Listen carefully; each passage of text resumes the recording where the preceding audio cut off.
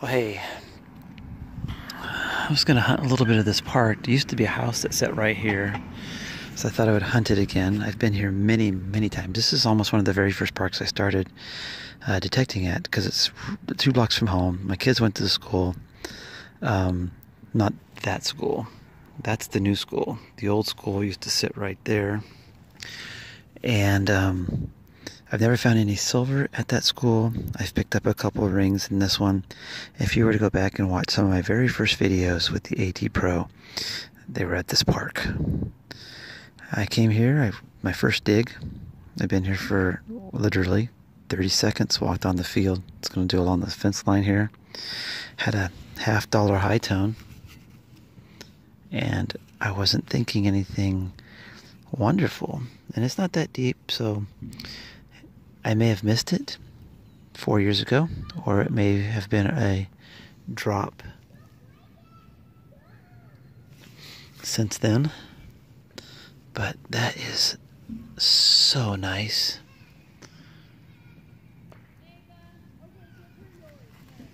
Man, I think my camera light is on, which I need to turn off. Oh, it's got a stone. All right. Well, that is a great surprise. I was debating where to go. Decided to come over here and just see if I could squeak something out. Ta-da! All right, well, I'll get that cleaned up and get a picture of that. All right, that's nice. Very nice.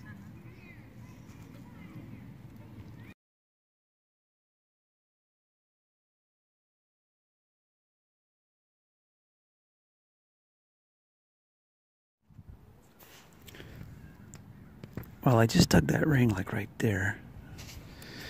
I walked over here. I had a 1246, 1848, sweet high tone, shallow, very shallow. And I noticed it's not your average junk. So what is it?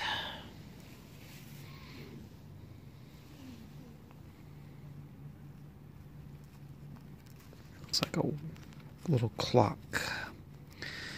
It is your average junk.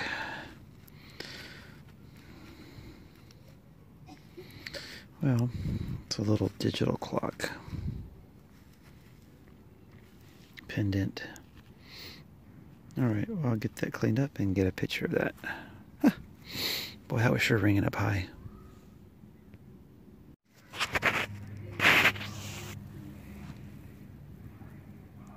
Yeah, it's like a little guitar clock.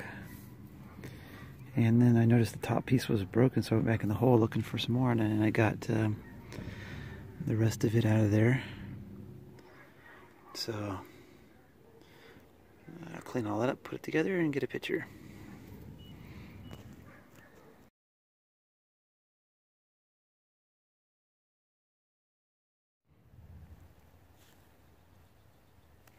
I am literally hunting on the slope where I found the $3.50, and in the same area that I found the $3.50, in the same area that, of course, I've been back to so many times because of those $3.50, and there sits a silver dime, a couple inches under the ground. What the heck, man? I've been over this slope, and it's really bad. You can see how bad the grass is. I talked about this in my old video about how you get signal loss and stuff, and it's really hard to keep your coil close to the ground. It's just unbelievable.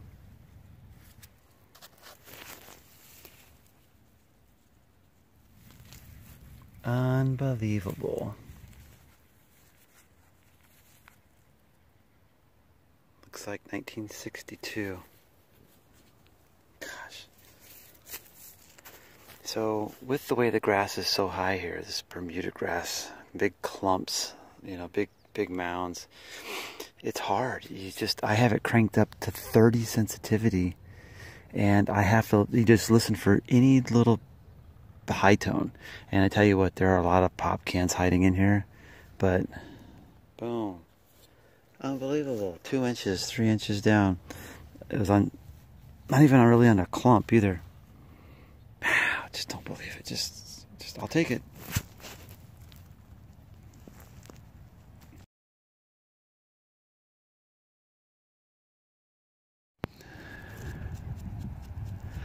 Hap and I are out at a park. I always used to say that this park was good for practice because it had really deep clad. And I just want you to see something here. I've got a coin, I think, on edge. I don't think it's even silver. This is the bad part about this park. Way down there. So that's top of the grass is here. So even so we're talking almost the top full length of that for the coin. Iffy it was, and it's straight up on edge, as you can see that straight on edge.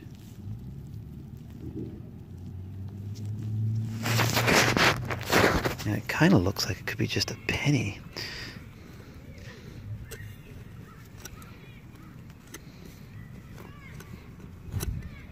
I don't see anything shiny about that. Looks like it could be... Nope, it's not even a coin. Well, oh, let's see what it rings up as.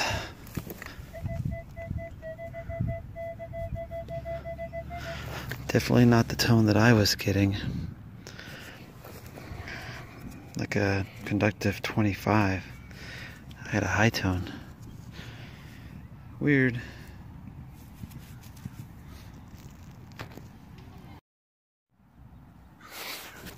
Well, I know my target is not silver, right? That's what it was, and then... But I did have a high tone, not that tone. That was very low. So I'm going to dig the rest of this out, and then I'll get a picture of everything. Well, it wasn't a pretty dig, but I'm assuming that might be a clock.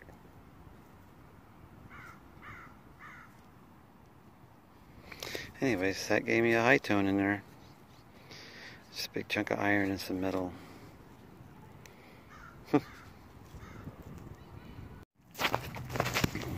Alright, well this one's so iffy, I have to record it. I got, there are, like I said, there's some really deep clad in here. And I'm thinking, well, if the clad are deep, then the silver could be deeper. So I did crank up my sensitivity up, and I hit a tone here, a high tone. And I went back over it repeatable, and I saw down like 1247, and showing pretty deep.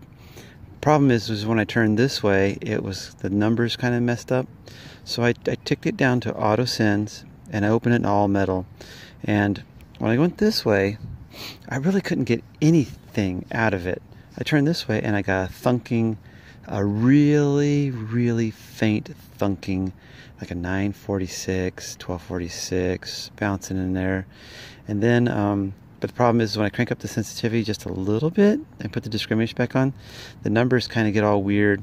And then when I go in this direction, I see a lot of iron, not a lot of iron, some iron, but up to like 28 ferrous. So it's really strange, very iffy, but it's saying that's kind of deep, so that's why I'm recording it.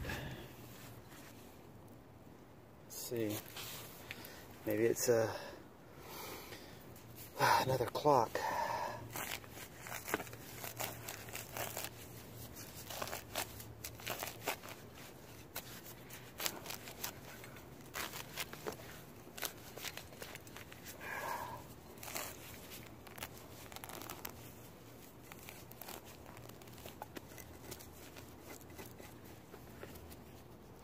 And sometimes thunkers don't have to be necessarily super deep.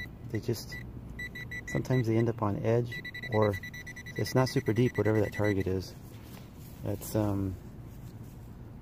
7 inches right there, whatever this is. And sometimes there's a piece of metal next to them that creates the thunker, or they're on edge and whatever. But I like thunkers.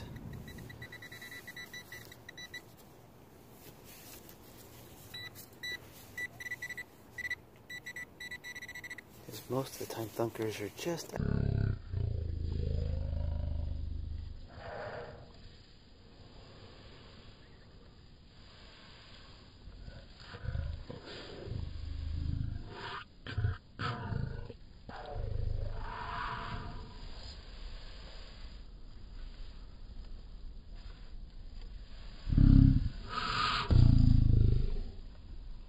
Ta-da! Love it!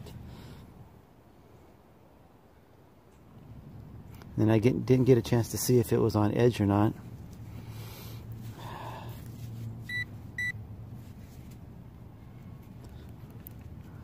But see, that wasn't all that deep. 7 inches. And I was getting thunkings. Look at the, can you see that?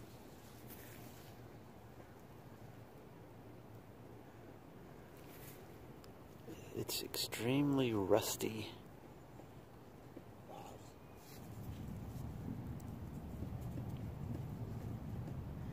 A lot of rust next to that coin.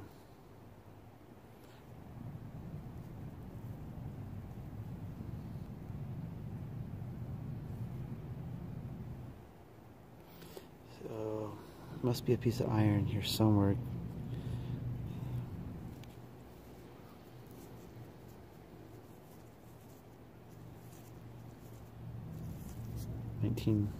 $1960.